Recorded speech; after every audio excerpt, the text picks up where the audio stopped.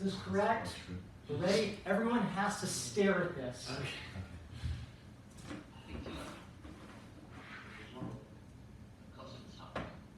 Violence is a very horrible thing. False. But you're learning now. Your body's learning. I just don't understand and not feeling sick aware of it. I never used to feel sick before. I used to feel like the very opposite.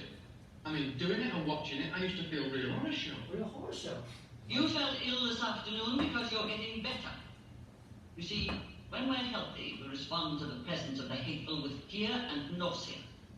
You're becoming healthy, that's all. By this time tomorrow, you'll be healthier still.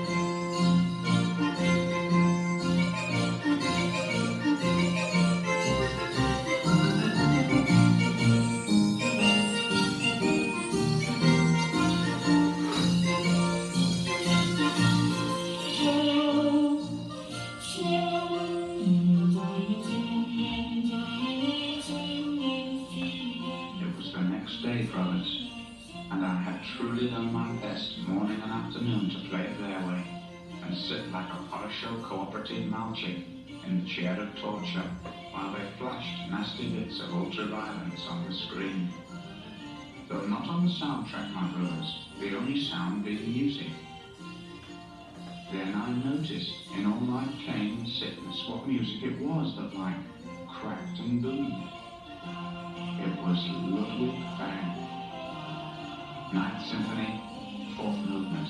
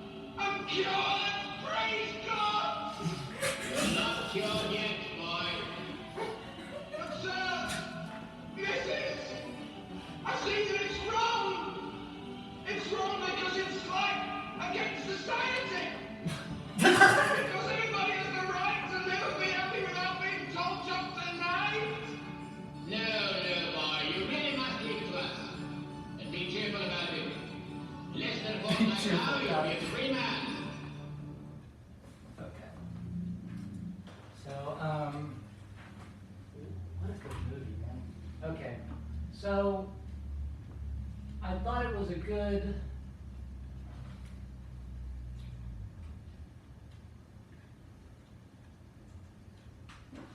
way for us to, so this is just a paragraph, right? This is just one paragraph. But boy, oh boy, is it a big deal. This is the last paragraph of the methodology sort of 2 pages we read, scare quotes methodology. And I'm gonna just want us to just go through it really like almost word for word, because it's just, I think like our whole class is in this paragraph, basically. Like it's like this is super decisive in a really intense way. So I'm gonna just talk through it with you. Please feel free to interrupt me or just reach out, but it's just I think every aspect of it has something for us to say. So would anybody like to read it for us?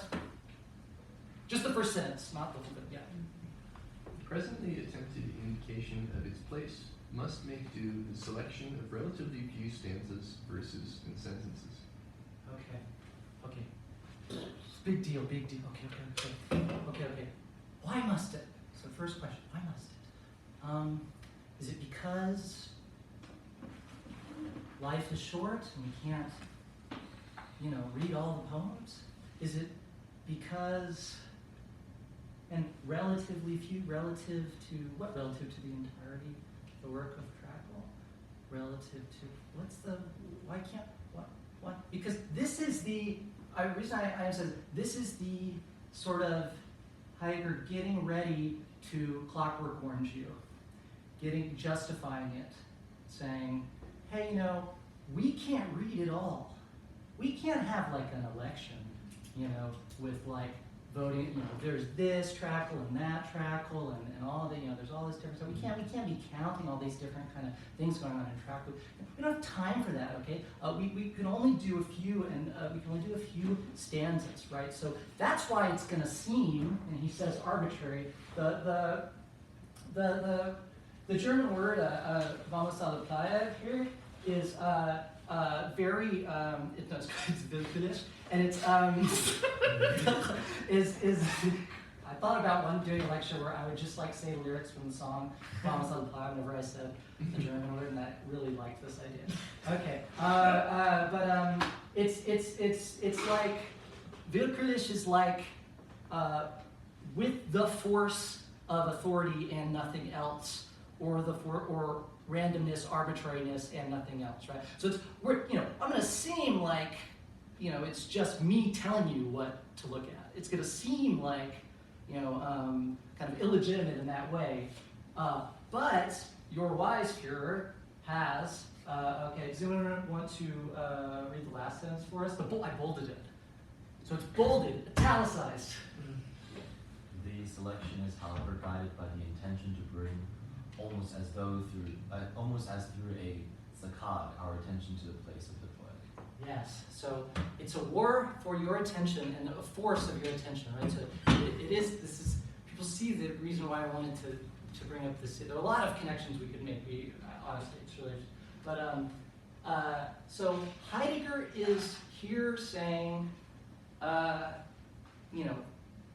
wish we could just be all having debates and reading about all these different Trakl things to really think about and figure out where the poetic is. But for some reason we can't. And floating question, I have hypotheses, I have thoughts about it, but just a floating question for our thoughts on this, why can't we just read the Trakl? Why do we need to place the poetic thing to guide our reading of the poems? We don't have, sort of like, why do we need capital B being for all this? So there's just it's great that Heidegger knows where it is, lucky us, right, that we've got him, but why do we, right? Okay, so,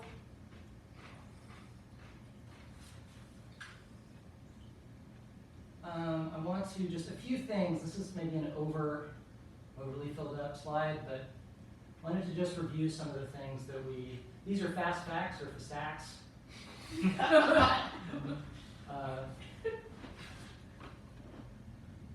And about the emplacement, right? Or emplacing, I keep saying emplacement, but the Davis translation is emplacing.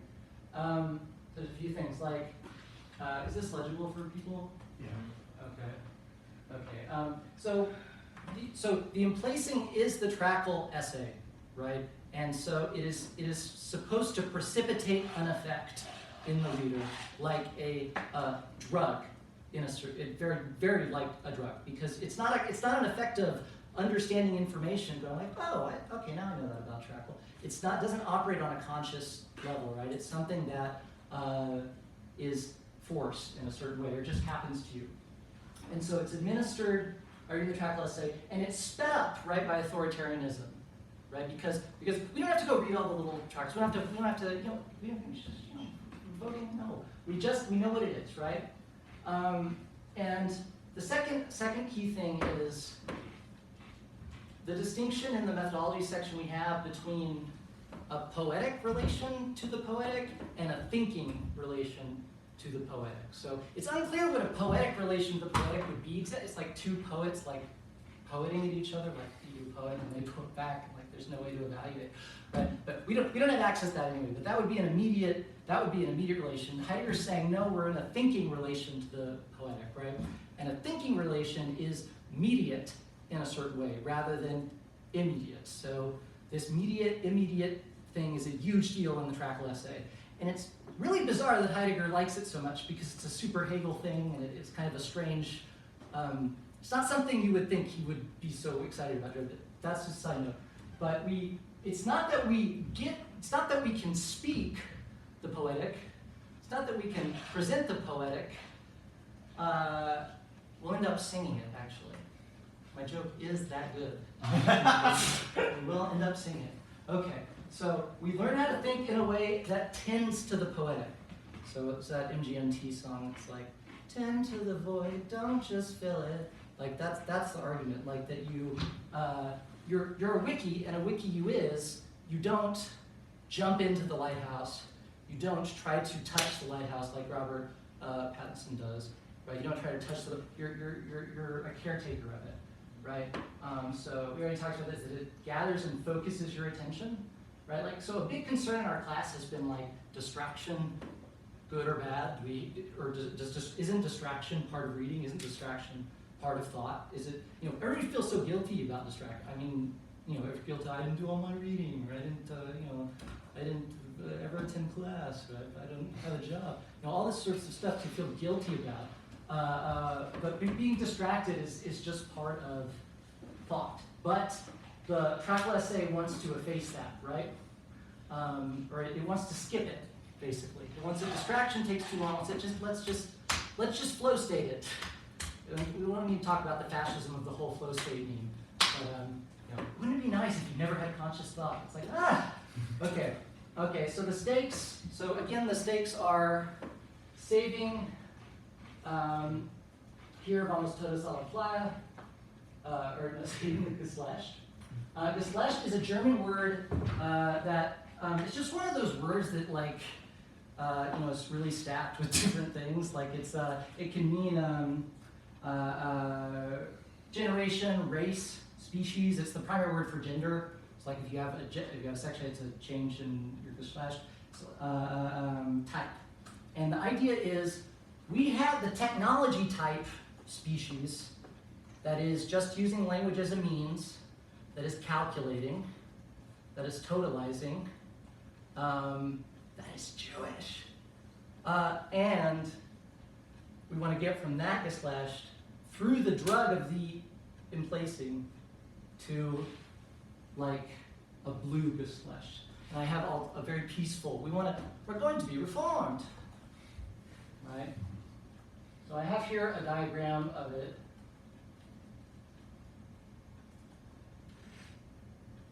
So this is like the idea. So this is you. and then like, this is the emplacing. And this is you after the, so your attention is distracted in a different, you're going to be blue, you're going to be put to this. So that's the hit you're taking of the Trakl essay, right? So like, don't you look great here? Okay, and then the last, then this slide I want to talk some about just the word emplacing that I am translating. So we talked, remember, about Eroton, right? God damn it. when will I learn that clicking moves the slide? When will I like internalize this? It's the last day of class. Okay. So we have, and placing is what is my hyperliteral, which I will defend and I think is the best English translation. You have Relativierung in German, and then in French, situation. And again, like, you have to realize, that even if situation is what Derrida picks in French to translate it as, and I do think, like, if you don't have a sort of more advanced language, I think that's the best you got, that's fine. But the problems with a situation are basically that there's no active movement. We can't hear the movement or the action in the word situation. Like, because the thing that Heidegger is trying to do is the emplacing, the situation, situating, right? We don't hear that in the word situation, right? Situation is just a state of affairs, state of things, right? And just by the way, this like one joke about France, I had like 10 minutes of just why French was like primitive that I wrote down, and I decided it made no sense to spend class time on that. Yeah. Does situation in French sound like a verb, or does it sound like? No, okay. it's the same problem as Okay. from the translate. It's exactly the same word as in English. Right. But they just have a lot of exactly the same word. Yeah, so none of these French options work, right? So you have the same word, right? It doesn't work. Yeah. These are both super awkward. So, I mean, the French just have to make do with what they have. But, okay, so thoughts, reactions to, so does that clarify a little better what our interest is here in this, why I like, it's not just because we're training for the Olympics that we're working with the hardest text in all of Western philosophy. It's because it's like, this is relevant to our thing. And also, that's, a good thing for our egos, but like, yeah.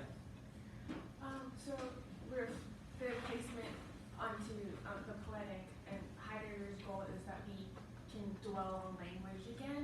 And I just wanted to add, like, what's the effect of dwelling on language? That's a great question. Okay, so let's watch a little. Heidegger has a bunch of interviews that I really do recommend watching that are on YouTube. There's one interview with a Buddhist monk that is worthwhile. I know that we have some fundamentalist Buddhist terrorists here, and experience tranquility. But that's definitely worth watching. Basically, can someone else run through for me? What's the problem with the world according to Heidegger? Like, and specifically, like, it'd be good if we could relate it to language. But just in general, what's Heidegger bummed about? Like in what we In know, life. or in general. In general, like, it's just one thing. He's only mad about it's always the same problem. I think he's often he's mad about like people being too much like in the world and like forgetting about like people not embarking on the path to formulate the question of what being is and what their being is, and he thinks people live inauthentically and they live according to what I'm No, simplifying. No, you're not. You're actually not. Okay, good. It's simple, actually. Yeah. It is. He thinks people live too much according to what everyone else says and like signals for them to do, and that everybody is just like people are too much. People's existence is determined too much by other people's existence. I think we want to specify determined by technology. Yeah. Determined by technology. So we want to talk about what technique is and a little bit, do a little more review of that. I think it's really the basic Heidegger riff is pretty simple on technology. It's not a simple question. I'm not saying it's simple. This thing won't go back up, man. What's the deal?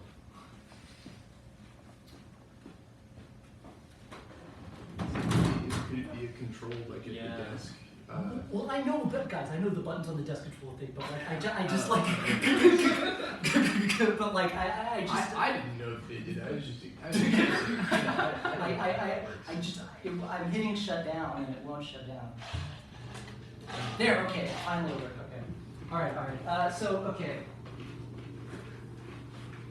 Okay, so we're talking about what Heidegger's problem with the world is, because it's what the Trakl essay is going to solve. It's what this is how we're going to be reformed, right? The whole human race is going to be reformed by this, right? So, and the problem is, so we generally think of, so we have,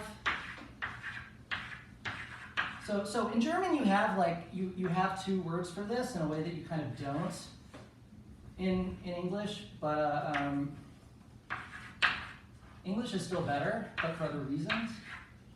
But you have technology. So technology, this word in English, would refer to the tools, the machines, the stuff, right? That does that. But Heidegger's saying that's not what really matters with the things. It's not that they're tools. It's actually what really matters more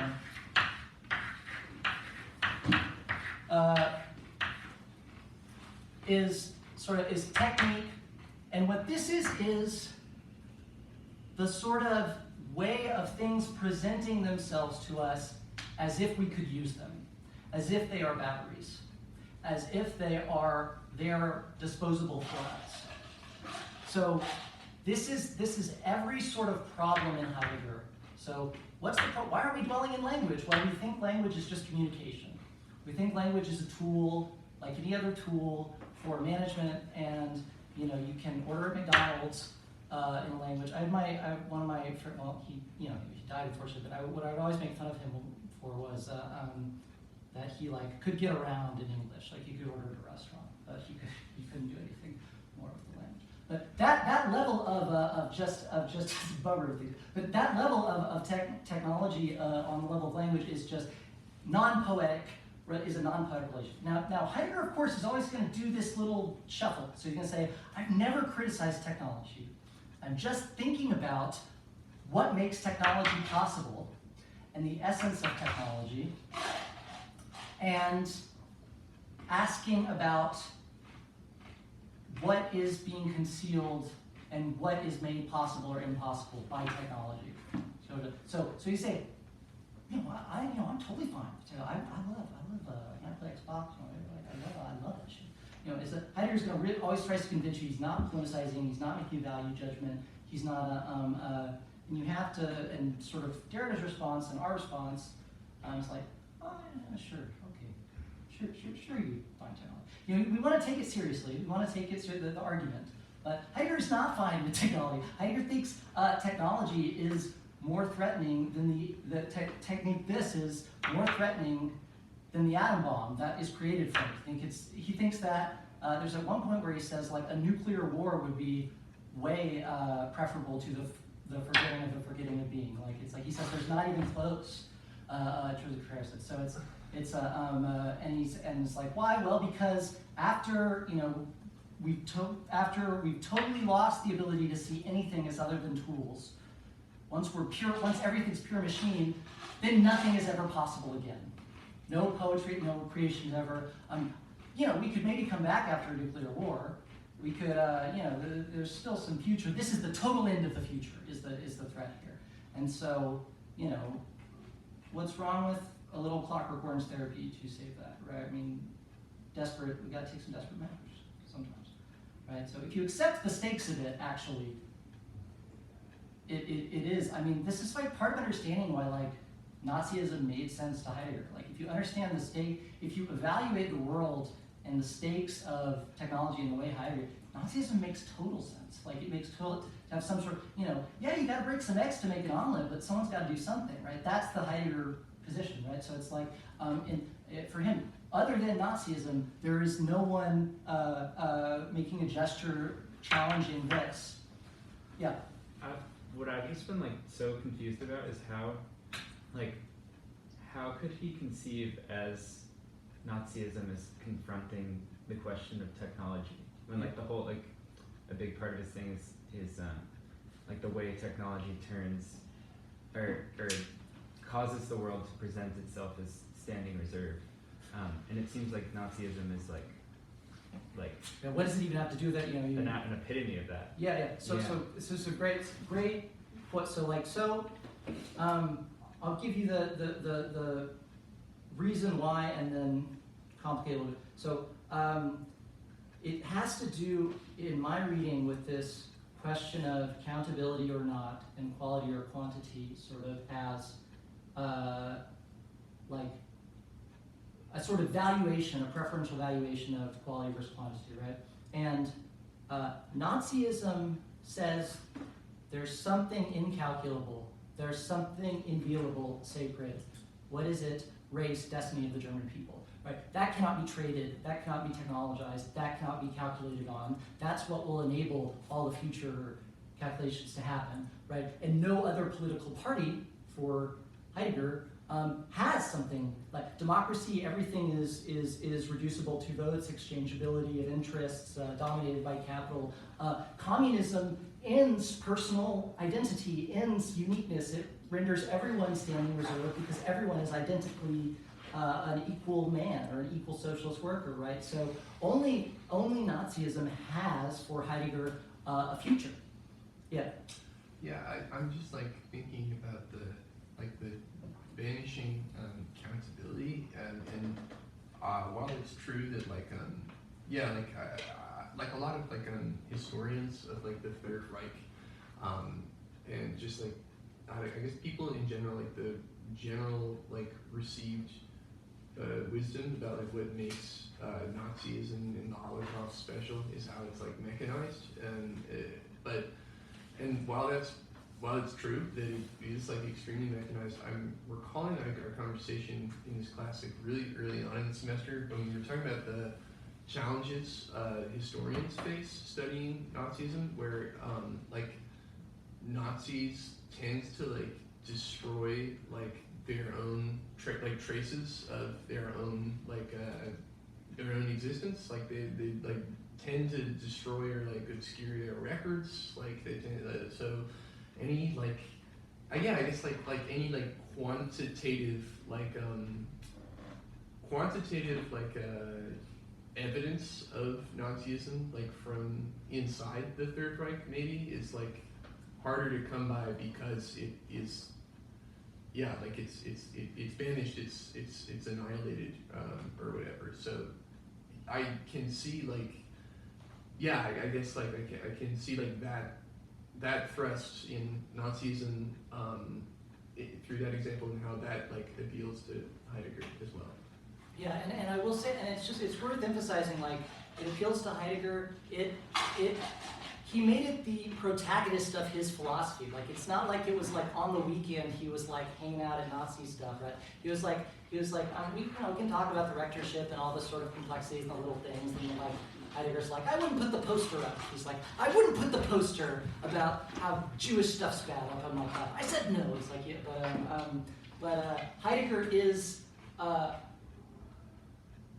more excited about Nazism than I think you could possibly, like, I can't imagine it being more central than he makes it. It's just like, and it's almost like National Socialism was not National Socialist enough was the problem with it for Heidegger. It's like it should have been even more able to resist, because Heidegger also notices the calculability in Nazism in like letters, or right, he's like he has this one point where he's like he like gets mad about Hitler talking about like utility or something. He's like why should utility matter to us? It's like this kind of, he's like it was not respectful enough of the uncountability, the unexchangeability of the German race and the German people, right? It wasn't Nazi enough. So it's just like, it's part of why Heideggerians are hell to talk to, because it is just like, Sorry. No, it's okay. I love Heidegger. I love reading Heidegger. I feel totally innocent in that. I'm just not worried about. I don't think it is a possible reaction to Heidegger to say, okay, well, we won't read Heidegger, problem solved. So I just don't feel guilty about reading Heidegger and trying to displace Nazism, and I'm just, that's part of the idea of class. But they do. Heideggerians do feel guilt, and their defensiveness and sort of way they associate with it is symptomatic and really annoying to me. Yeah, that's just a thought. I think there is a fair point of when you're dealing with things like that you can't calculate on or that you can't present, how do you deal with them in a non-sort of fascist way? Because there's a sort of like, what do you say other than trust me? If you're talking about the poetic. And it's like when I'm like teaching or I'm talking to someone, all the time I have to say like, just trust me, like just for now, just like think this, right? And it's just like, how do we keep those gestures without letting that be the final word? Yeah. I know, like in Buddhism, there's kind of like something that's said a lot is like you can't necessarily logically assess these teachings, but try it out for yourself, see if it works. But how do we evaluate if it works? Just if it improves your experience. If it improves, but I think that's not going to be sufficient, because then that's just like when your therapist is like, well, can you go to your job? Well, can you talk to your wife and your children? To like eat food in the right direction and that sort of thing. Like so it's like then Buddhism just becomes a drug or therapeutic intervention, which it wants to be much more, right? Yeah. Yeah. So if it's just, hey, does it feel good? Yeah. Fine, but that's it's not really about feeling good for Buddhism. I mean, that is a effective meditation whenever I manage to do it. I feel great, but that's an narcotic effect or and I love narcotics. I'm not saying narcotics are bad, but if you have any narcotics, please let me have them. It's the test of it working, I think, is just not gonna do it. If that makes sense. Like we need a different test.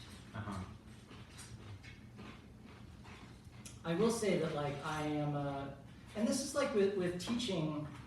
So if you ever become interested in Deleuze or you like Deleuze, I love Deleuze. I'm a big student of Deleuze. I was already on the Deleuze subreddit because I love Deleuze, and talking to Deleuzians is rough. And it's not communicable. It's not calculable. They don't present arguments. They proliferate concepts in a way that is really hard to follow. But the way Deleuze taught, if you listen to his lectures, is super accessible. But what Deleuze said in one of his, he has like one lecture where he goes on this rant about like what is teaching for him, how does discussion work, and for him, discussions suck. He hates to.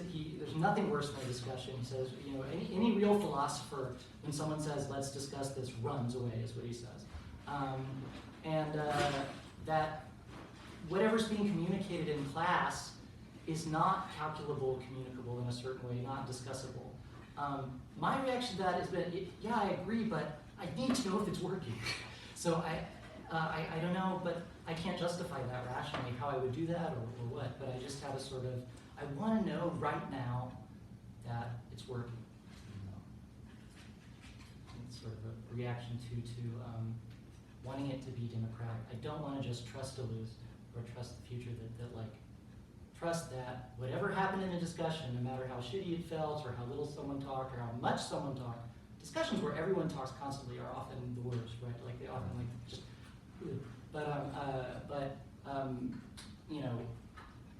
I can't trust it that like, I don't know how to know if it worked or if it's good. And what sucks is you kind of can't know. Sucks, but I mean, it also, that's why future's open. So, okay, so, I will say this. If you think you are the first shy little Bambi who doesn't want to sing at karaoke, you're not. You're not. Okay? I'll sing with you. My French alter ego will sing with you. You're not so special. Okay.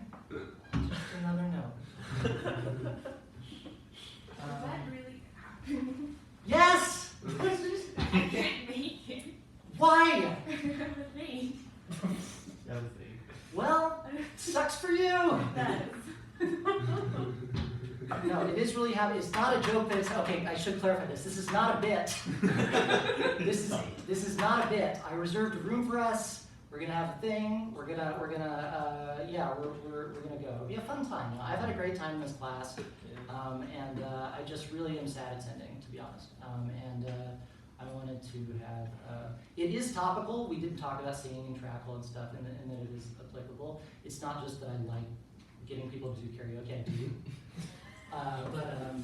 No, it'll be really fun, I think.